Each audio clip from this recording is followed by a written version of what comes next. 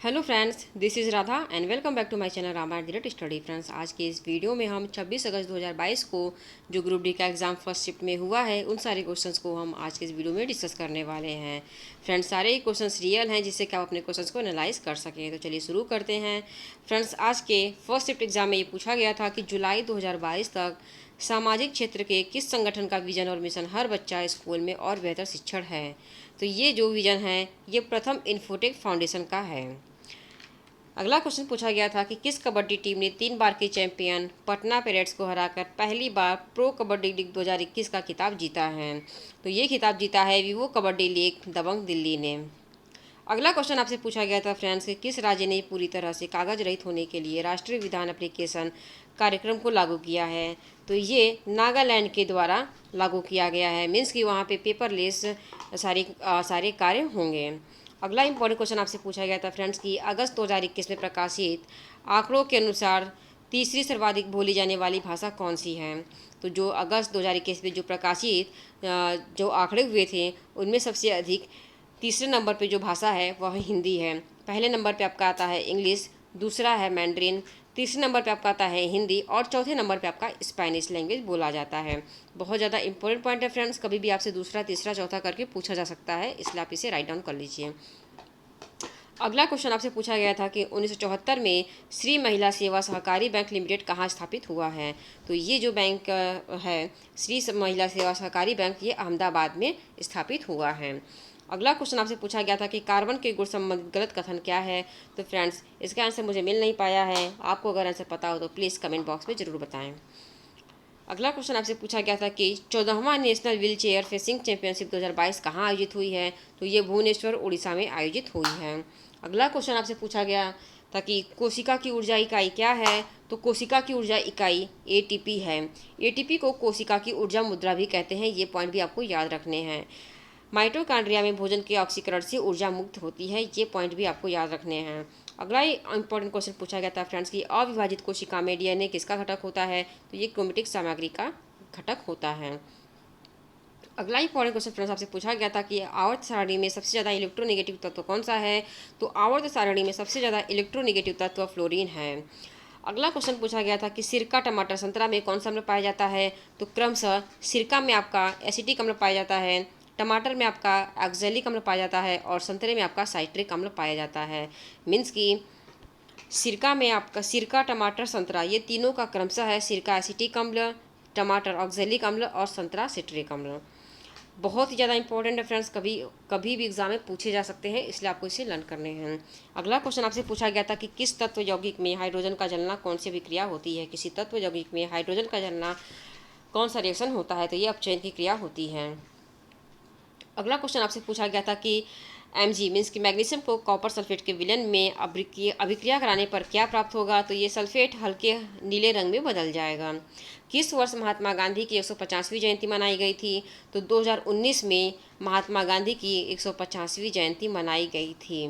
अगला क्वेश्चन पूछा गया था कि किस राज्य ने पूरे राज्य में छत पर वर्षा जल संचयन अनिवार्य कर दिया गया है। बहुत ज़्यादा इंपॉर्टेंट पॉइंट है फ्रेंड्स, आपको इसे लर्न करने हैं। ये तमिलनाडु में किया गया है।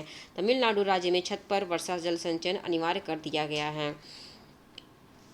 अगला इंपॉर्टेंट क्वेश्चन है फ्रेंड्स कि साहित्य में नोबेल पुरस्कार पाने वाले पहले भारतीय कौन थे।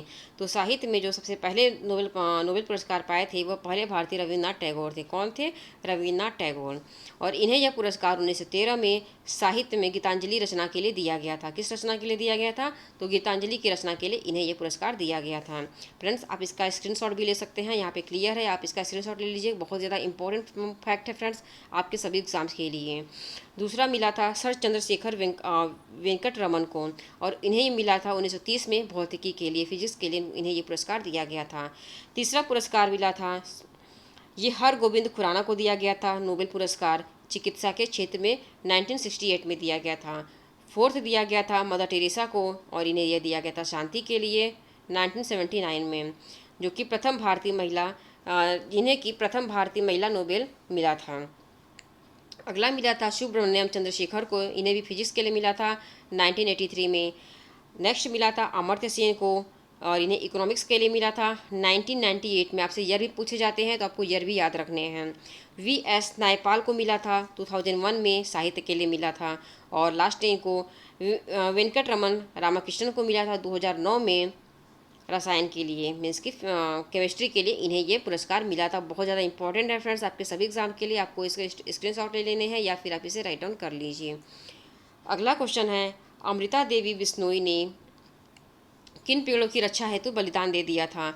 तो अमृता देवी जो बिश्नोई थी ये राजस्थान से बिलोंग करती थी और इन्होंने खिचड़ी के पेड़ के लिए अपनी अपने को मतलब कि अपनी जान दे दी थी खिचड़ी के पेड़ की रक्षा के लिए। 12 सितंबर सन 1730 में 1730 में अमृता देवी बिश्नोई सहित 363 बिश्नोई खिचड़ी वृक्ष को बचाने के लिए शहीद हो गए थे। अमृता देवी अपनी 3 बेटों के साथ शहीद हो गई थी। बहुत ज़्यादा इंपॉर्टेंट है, बिश्नोई समाज के बारे में भी काफ़ी ज़्यादा एग्जाम में पूछा जाता है और ये पॉइंट तो बहुत ज़्यादा इंपॉर्टेंट है क्योंकि ये खिचड़ी का फील्ड बहुत मतलब कि फेमस है राजस्थान में, तो ये बहुत ज़्यादा इंपॉर्टेंट फैक्ट है फ्रेंड्स, आपको याद रखने हैं। अगला क्वेश्चन पूछा गया था कि राज्यसभा की सीटों का आवंटन किस अनुसूची में है। तो राज्यसभा की सीटों का जो आवंटन होता है वो चौथी अनुसूची में होता है। आप यहाँ पे देख सकते हैं प्रथम अनुसूची में क्या है। तो प्रथम अनुसूची में राज्यों और केंद्र शासित प्रदेशों के नाम और उनकी सीमाएं हैं। दूसरी अनुसूची में क्या है, तो वेतन भत्ते तथा पेंशन है। तीसरी अनुसूची में शपथ या प्रतिज्ञान है।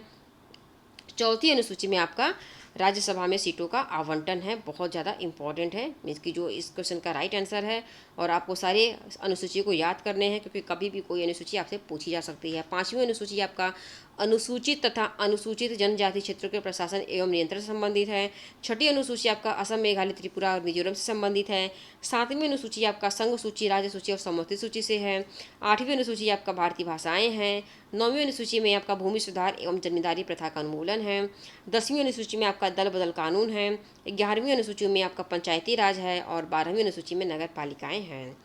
बहुत ज़्यादा इंपॉर्टेंट पॉइंट है फ्रेंड्स। अगला आपसे क्वेश्चन पूछा गया था कि न्यूलैंड अष्टक नियम से बेरिलियम के गुण किस तत्व के समान है। तो ये मैग्नीशियम के समान है। 1865 में अंग्रेज वैज्ञानिक जॉन ल्यूडेंट्स ने आवर्त सारणी का अष्टक सिद्धांत दिया था। कब दिया गया था, तो 1865 में न्यूलैंड्स के द्वारा दिया गया था। एड्स के इलाज में किसका प्रयोग सफल नहीं हुआ है। तो एड्स के इलाज में वैक्सीन का प्रयोग सफल नहीं हुआ है। किसने साइबर हमले को संबोधित करने के लिए बेंगलुरु में नए साइबर सुरक्षा हब का अनावरण किया है। तो ये अनावरण किया गया है इंटरनेशनल बिजनेस मशीन्स कॉरपोरेशन के द्वारा, मीन्स की IBM के द्वारा ये किया गया है। बहुत ज़्यादा इंपॉर्टेंट है आपके आने वाले भी एग्जाम्स के लिए क्योंकि ये अगर ये पूछा जा चुका है तो कभी भी रिपीट हो सकता है। अगला इंपॉर्टेंट क्वेश्चन है कि ब्रह्मपुत्र नदी पर कौन सा विश्व का सबसे बड़ा द्वीप है। तो ये माजुली द्वीप है जो कि असम में है। बड़े पेड़ किसके माध्यम से अपशिष्ट गैस वातावरण में छोड़ते हैं। तो बड़े पेड़ जो होते हैं वे रंध्र के माध्यम से वातावरण में गैस को छोड़ते हैं। RBI के मौद्रिक नीति के उपाय क्या है। तो ये नैतिक दबाव है। अगला इंपॉर्टेंट क्वेश्चन है फ्रेंड्स के जो आपके एग्जाम में पूछा गया था कि भारत के प्रथम कोविड-19 स्वदेशी वैक्सीन कौन सी है। तो ये कोवैक्सीन है। फ्रेंड्स ये रहे सारे क्वेश्चन जो कि आपके आज के एग्जाम में मीन्स की 26 अगस्त के फर्स्ट शिफ्ट में पूछे गए थे। आई होप कि आपको वीडियो अच्छा लगा होगा। वीडियो अच्छा लगा हो तो चैनल को सब्सक्राइब कर दीजिए, लाइक और शेयर कर दीजिए। Thank you.